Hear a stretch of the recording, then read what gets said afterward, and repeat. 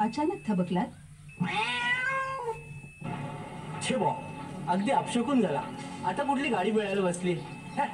छे छे, असं निराश होणं बरोबर नाही.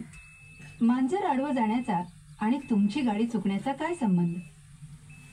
ज्याला अपशकून समजतात अशा फाल चुकणं किंवा दिवा वेचणं या गोष्टींवर तुमच्या कामाचं यश थोडंच अवलंबून आहे.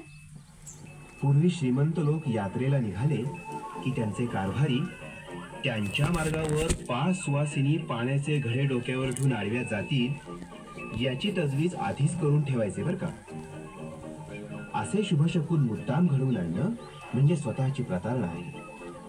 आणि शकून अपशकुनांमध्ये काहीही तथ्य नाही हे आपलं आपणच मान्य करण्यासारखं आहे.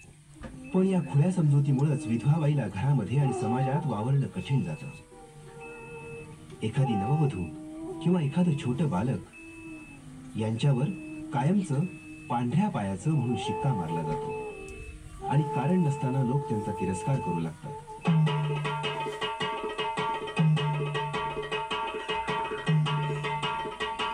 बोल दुर्गापूरच्या रामगडाच्या चतुर्शंगीच्या इडा पिडा खरोच नाही फोड बुडशी दूर कर.